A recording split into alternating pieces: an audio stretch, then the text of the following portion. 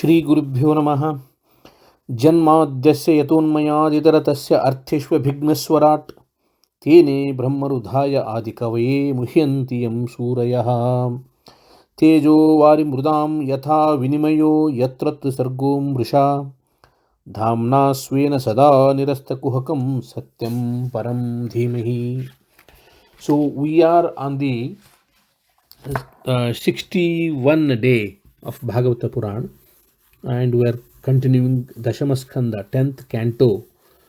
And in the previous one, we covered up to a point where we were discussing about Balarama's different stories. Balarama visiting Nanda Gokula and then spending time with Gopikastris. Maybe he stayed for 2 months there. In that time, he tried to tear this Yamuna Nadi, tear it into a couple of distributaries off.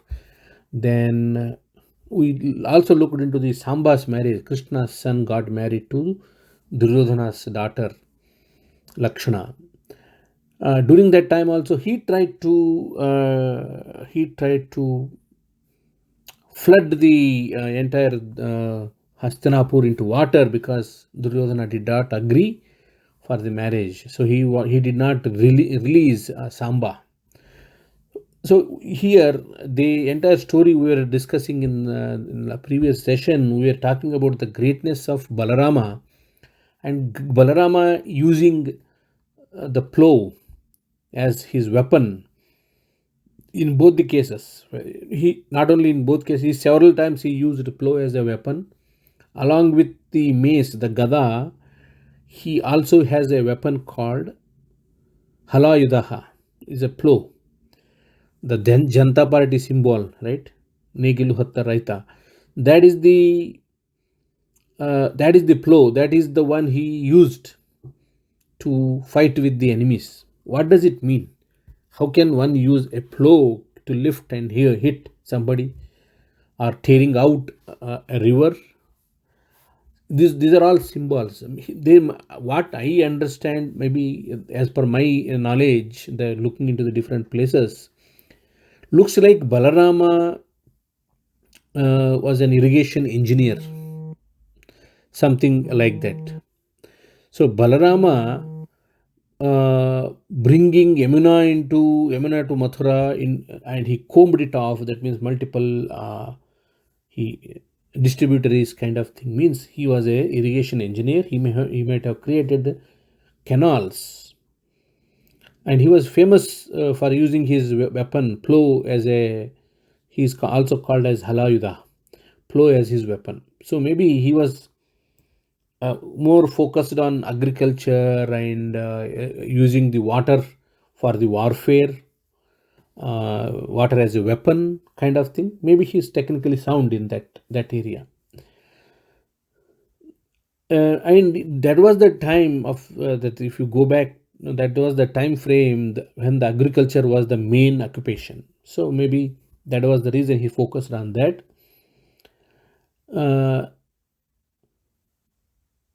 Maybe when we say Balarama tried to flood the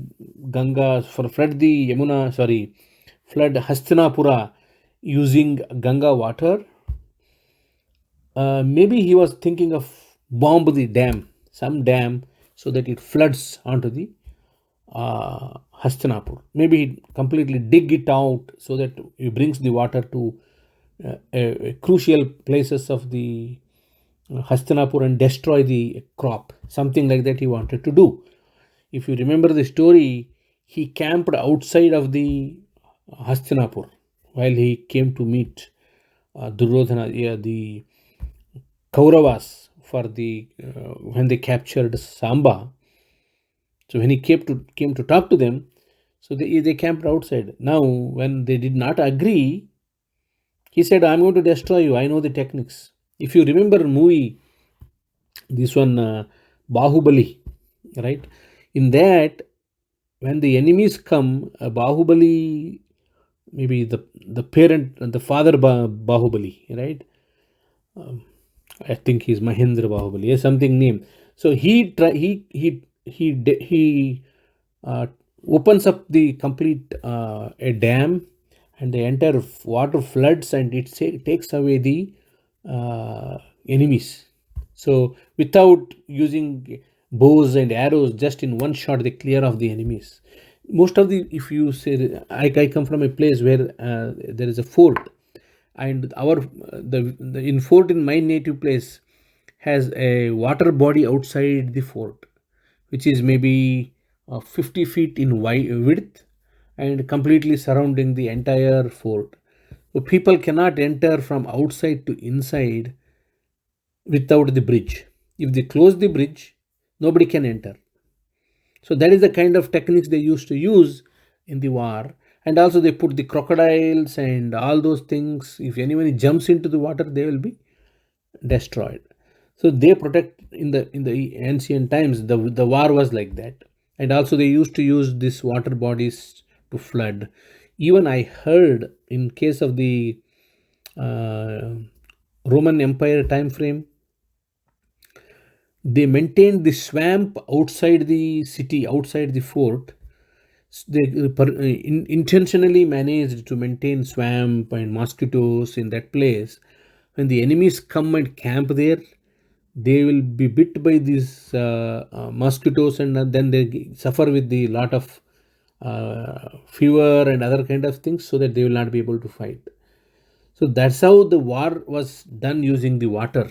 Water as a weapon of war. Even as recently as 1950-51 time frame, US attacked North Korea dams.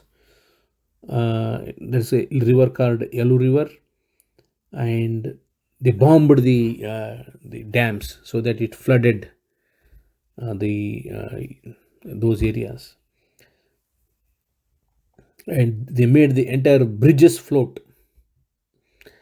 So that's how they attack these things. The warfare using water is also a common technique in the ancient times. Recently, Turkey did a similar kind of thing.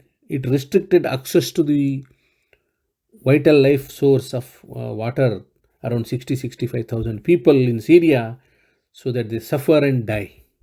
So this is the different techniques using the water warfare. So I think what Balarama did was a similar thing. So that's why he was named as Halayuda. He is expert in using that techniques. Those are that's what it talks about Halayuda.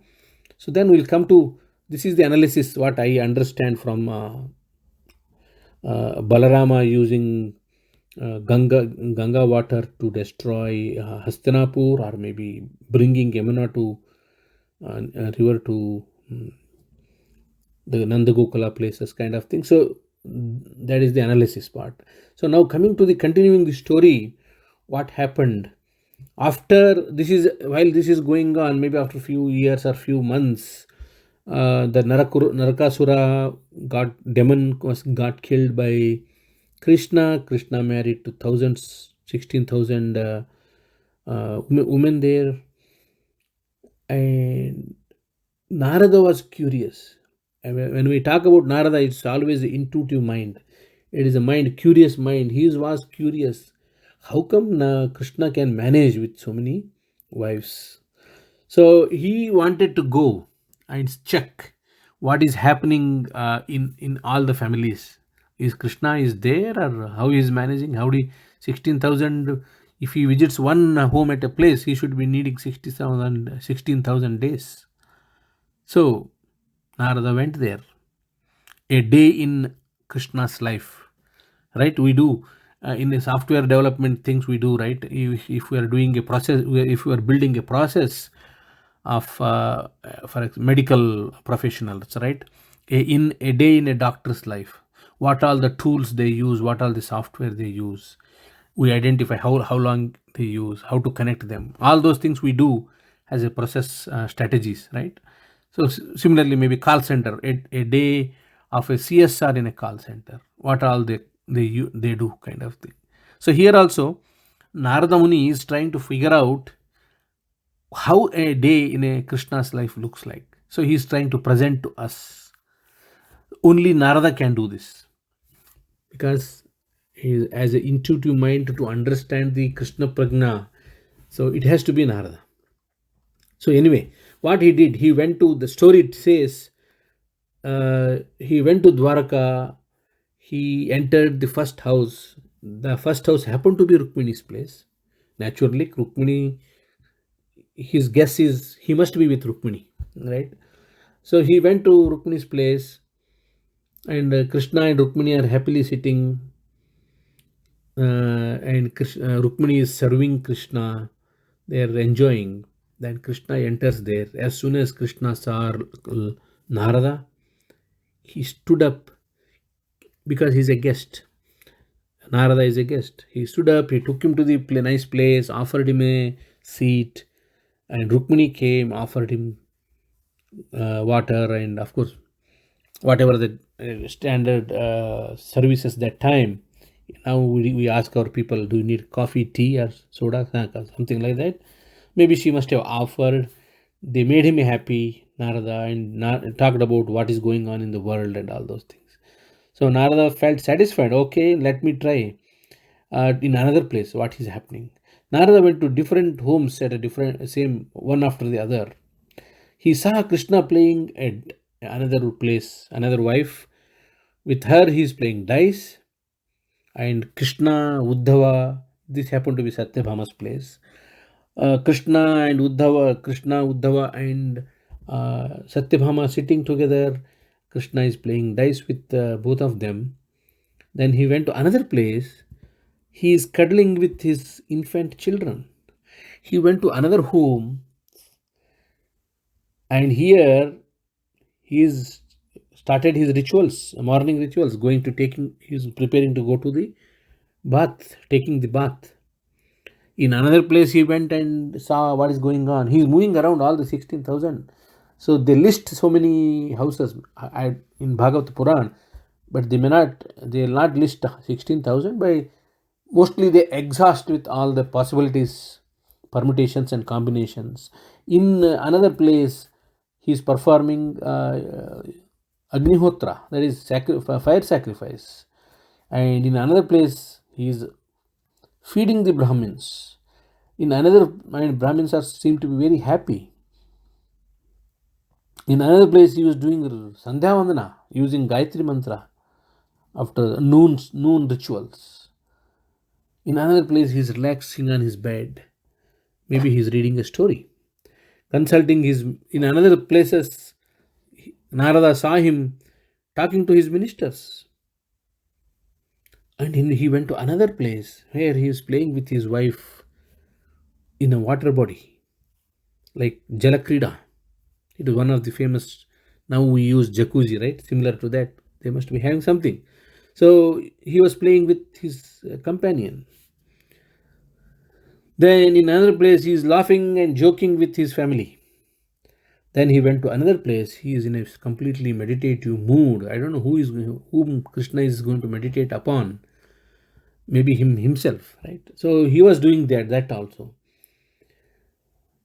And in another place, he is serving his gurus. And in another place, he is arranging for the marriage for his son and daughters. He was going out to hunt in another place. He was ready to get. So he's doing all the pastimes, his duties, his family affairs. And in another place, he is disguised as a commoner and went to see the life of the citizens. He's getting ready to take the Rajdharma, performing Rajdharma. Narada saw all these things and he was very, very, very surprised, very happy. What a Maya, what a Leela of Sri Krishna, because he wanted to find what is going on with 16,108 women he married. Is he able to keep them happy? Though Narada is not married, still he is thinking about this kind of things about Krishna. How is he managing? So now he is asking Krishna in one place. He says, only because I served your as a bhakta, and I could see all your activities. This is all Yogamaya, Krishna. This is all your greatness. How come it is possible? I can see everywhere you are there. It is only because I surrendered to you, which ordinary people cannot see. That's what I was talking. Only Narada can do that. Or whoever has risen to the level of Narada's consciousness can see that. Maybe that is called self realization, something like that, or maybe God realization. I have seen scholars talking about realization has two types. One is a self realization, another one is a God realization. Maybe in case of Narada, it is a God realization happened. So he could see the omnipresence of Bhagavan everywhere. And that's what his Narada is saying to Krishna. Only I could see this Maya, Yoga Maya. It is amazing to see. He enjoyed it. And I simply desire to travel all over the three worlds, chanting the glory of your name. You are the greatest. So he was so happy, expressed it too. And Krishna says, okay, that's all good, but don't get confused with my vision that it is all transcendental in nature. And he also expressed the purpose of his appearance in entire this world is to bring, mainly he's talking about the spiritual level of Krishna consciousness, to bring happiness in all the human being, all the nature, all the world, not only human being, entire world. He wanted to keep them happy. And he also respected Narada and he treated him well as Bhakta. Krishna is always Bhakta Paradina. He does lot of things for his Bhaktas. If you remember, he has done a pratigna. Krishna had done a pratigna in the in Mahabhagavad. I'm talking about Bharata, Mahabharata. It comes in Bhagavata Purana also.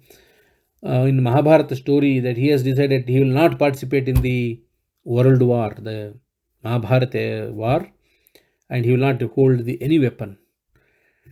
His Bhakta, the Bhishma, has promised, he also took a pratigna, I will make sure Krishna will hold a weapon in his hand. There, a Bhakta going against the will of Bhagavan, and Bhagavan honored that.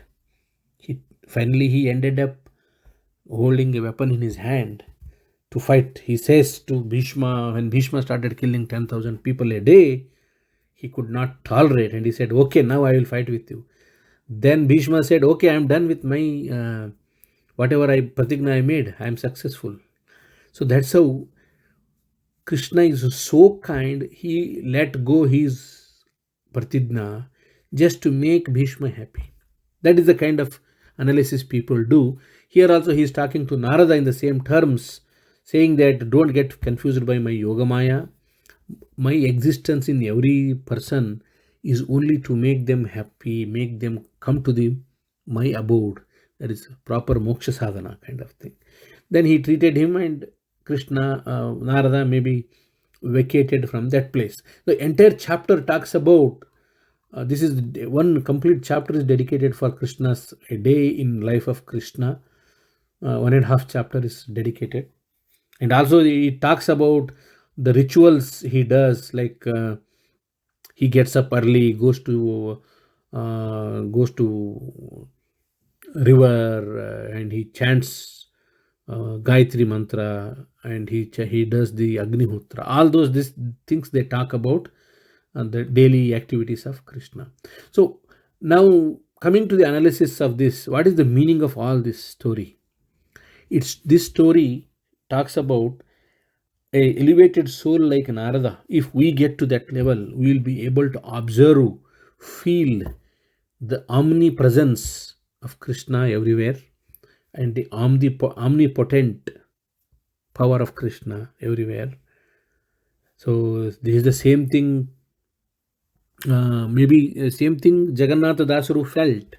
So he said in one of his beautiful poems from Harikatamrita Sara, he says, ಒಬ್ಬನಲ್ಲಿ ನಿಂತಾಡುವನು ಮತ್ತೊಬ್ಬನಲ್ಲಿ ನೋಡುವನು, ಬೇಡುವನು ಒಬ್ಬನಲ್ಲಿ, ನೀಡುವನು ಮಾತಾಡುವನು ಬೆರಗಾಗಿ.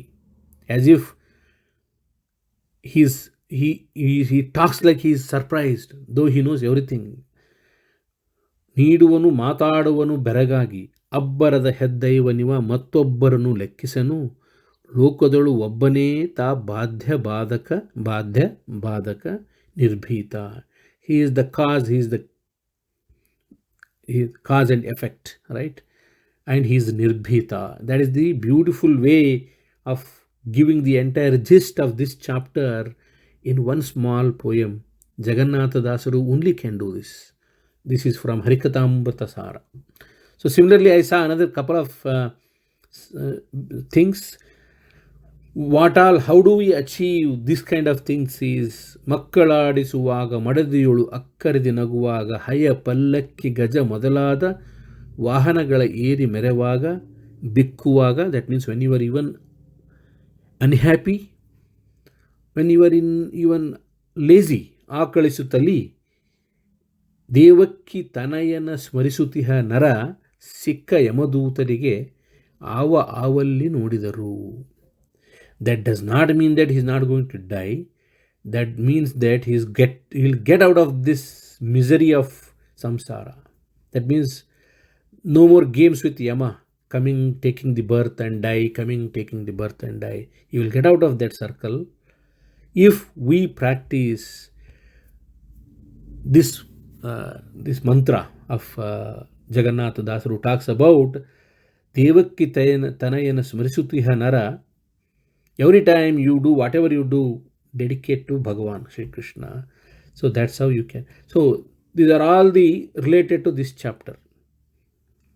And one more is there. I liked it. Malagi Paramadaradi Padalu Kulitu Keluva, Kulitu Padalu Niluva, Nintare Naliva, Nalidare, Valive Nimagemba, Sulabhano Hari, Tannavara Aregalige Bittagalano, Ramamadhava, ನೊಲಿಸದೆ ಅರಿಯದೆ ಪಾಮರರು ಬಳಲುವರು ಭವದೊಳಗೆ. One is positive way of saying, another one is a negative, saying that ರಮಾಮಾಧವನ ಒಲಿಸಲರಿಯದೆ ಪಾಮರರು ಬಳಲುವರು. If they don't know how to please him, they are going to suffer. So these are the entire 3 poems I saw in Harikathamrita Sara are mostly related to this chapter, where Narada came and saw the activities of Bhagavan in a particular day in Dwarka. So one day, what happened when Narada was coming to the place, he saw, he came to know that he was moving around. He went to Hastinapur, he went to Indraprastha. Right, he was looking in what is going on in Indraprastha, and on the way back, here something is going on in Dwarka. Some Yadus, one of the messenger from Yadavas, came to Dwarka and said to Krishna, "Oh Krishna, do you know Jarasandha, our enemy, has captured 22,000 kings." If you remember, in the past we were talking about Jarasandha has a habit of getting the prince from all the kingdoms, putting them in the jail, so that entire world, entire Bharatavarsha is in his control. Similarly, Jarasandha's friend Narakasura had another habit. He brought only princess, the women, and he put them in the jail. Both friends were doing this kind of thing. So now Narakasura was already killed. Now Jarasandha is bringing 22,000 kings and that is a prince, and put them into the jail and holding them as a prisoner to control over the entire Bharatavarsha. So that news came to Krishna today, saying that this is what happened. This enemy is becoming more and more worse. If you remember the previous discussions, 17 times Krishna let him go, because he thought he may improve, or maybe he thought his time has not come. This message came, and now Narada is coming from, he is moving around. He went to Indraprastha and came back to uh, came back to Dwaraka now, and he is visiting Krishna. And he says, now Krishna is asking, hey, where are you, how is your Loka Sanchara going on? Like, because Narada Muni keeps on moving, he's the information minister. So he's moving around and he gets the information, and Krishna is asking, what is there? Where did you visit? And he's asking, since you travel over the universe, please inform us how the Pandavas are doing. Narada then replied, King Yudhishthira desires to perform a Rajasuya Yajna. For this, he requests your sanction, your approval, and your presence. Maybe he will send his messengers to you. In advance, Narada Muni is telling Krishna. And not only you, Krishna, lot of demigods, Indra and others are going to be there blessing the occasion. So now, two informations he has. One is Jarasandha has captured 22,000 prince and put them in the prison. Second one is this side, in Yudhishthira, it is Dharmaraya, Pandavas wants to do Rajasuya Yajna. Rajasuya Yajna generally performed during the coronation, because Indraprastha, they wanted to have their own Rajya there, and if you remember the Mahabharata story, they gave a barren land to them. Then there was and Krishna also was there building the Indraprastha. If you remember, in the past we were discussing about that. Krishna used help from the Devaloka. They took Vishwakarma's help and they built a beautiful palace and all those things. And there was another demon with a lot of Mayasura, right? Lot of power, who got defeated in Kandava Dahana. He also helped to create the places, beautiful mystic places in Indraprastha Rajbhavan, right? On the way back from there, Krishna visited Narakasura and killed. If you remember the story, that's how the timeline goes. It must have happened several years now. So now everything is happened. Like Modi ji is building Vista, right, in New Delhi. That is like Indraprasth. Everything happened. It took 3-4 years, and now they are going to celebrate the Rajasuya Yaga to do the sacrifice and all those things. And as per the Rajasuya Yaga, they send the messengers to the nearby countries, saying that we are going to coronate the king Samrat, so you have to be part of his kingdom. Something so small kingdoms countries will take the shelter of the bigger and better successful king, so that they have the trade relationships and they have the protection. So typically they used to have the protection from one king, then that is all the military power will be managed by them. Like Canada is taking the complete help of US. I heard Canada does not spend much on the military. They are totally dependent on US military. If something happens to Canada, US is there to protect. Even when I visited this the South America places, right, Panama and Costa Rica, they don't have any militaries. They are totally dependent on US military, because US has a very good trades with them. So they don't don't spend money on the military power. So they have ties with America, North America, so that that will be taken care, and they help each other building the economy. So same thing is happening. Yudhishthira is saying that I'm going to be the Samrat of this This one, everybody should join me, including Kauravas. If you remember, if you have read Mahabharat, Kauravas have accepted Dharmaraya as the Samrat, and the Kaurava was one of the countries in that group.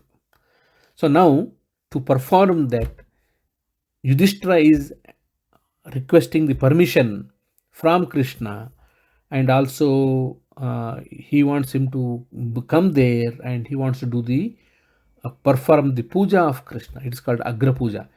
When they do the Rajasuya Yaga, they will identify one of the chief guests as the highest level honor. So there came the conflict, right? Conflict between Krishna and Shishupala, kind of thing. The Agra Puja, who should be performed. Some people said it should be Bhishma, because that time he is the wise and the oldest person. But Bhishma said it has to be Krishna. Though young, Krishna deserves the highest respect. Something like that. When we see Mahabharata, then we'll see the political situation that time. So anyways, coming back to the Bhagavata Puran, the Rajasuya Yagna is going to be performed by Yudhishthira, and now it is communicated to Krishna by Narada. So now Krishna turns towards his minister, that is Uddhava, and he's asking, there are two things I got. One is Jarasandha's atrocities. What should I do? And how should I help this Yudhishthira team? Can you help? Suggest me. Which one is the first priority? He is asking Uddhava. Krishna knows what is the priority, but he wants to bring Uddhava in the limelight. So in the Bhagavad Puran, it says as if Uddhava gave advice to Lord Krishna.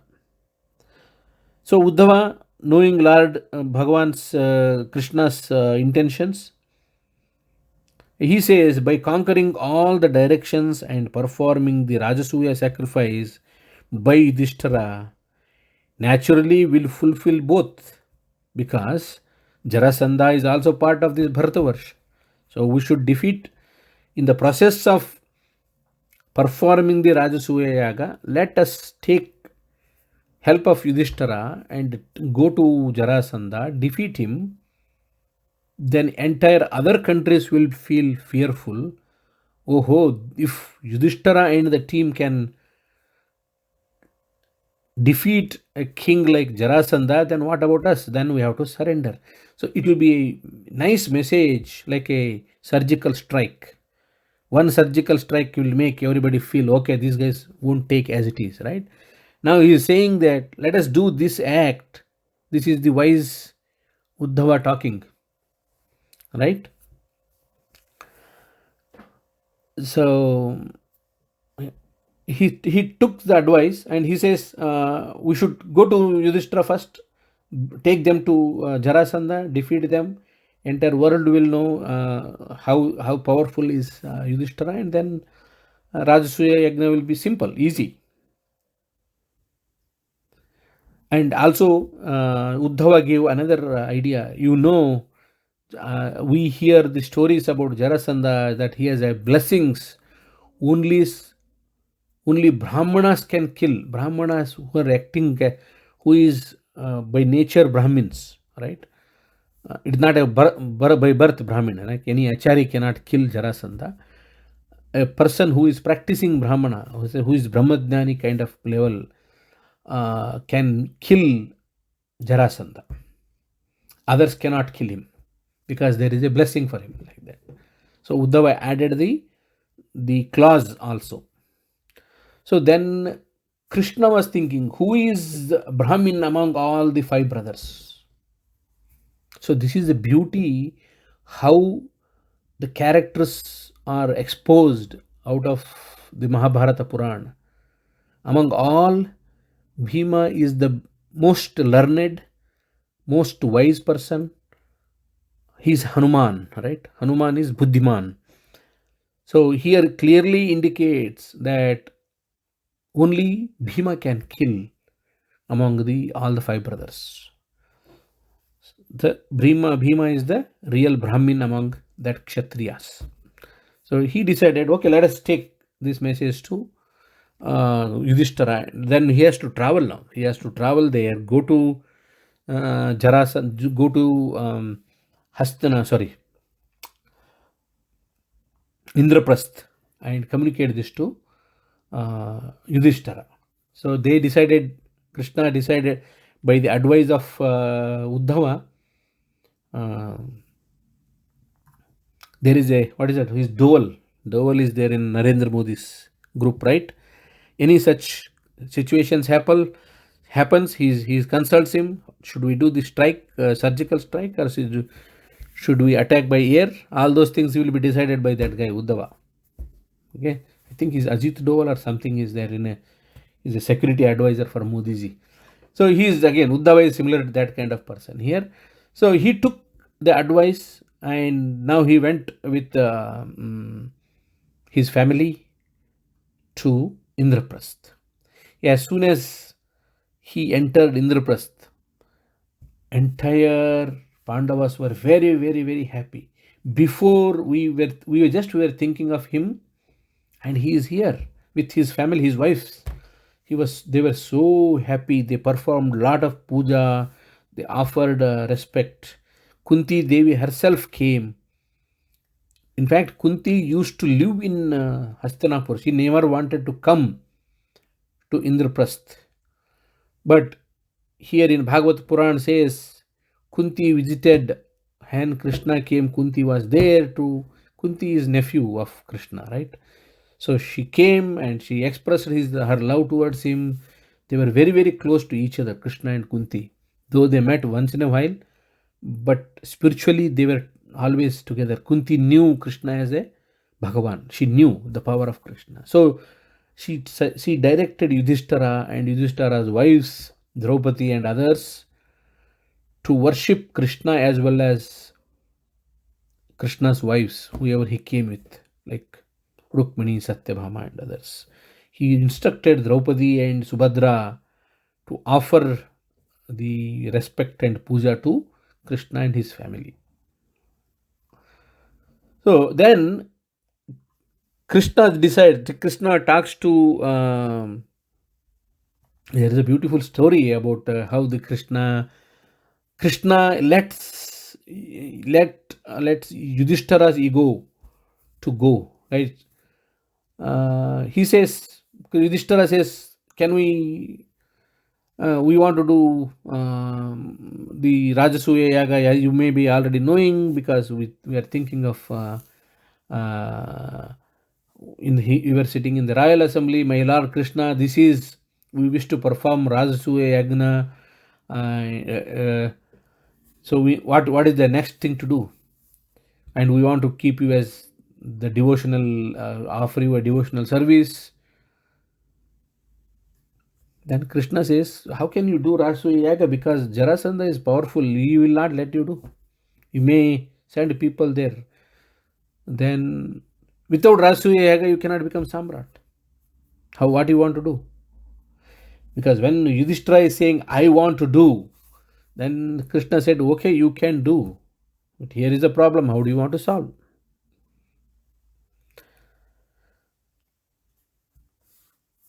He says, your scheme is so excellent, but you must first defeat all the kings, or at least make sure all the kings surrounding your kingdom, your Samrajya, should be agreeing with you.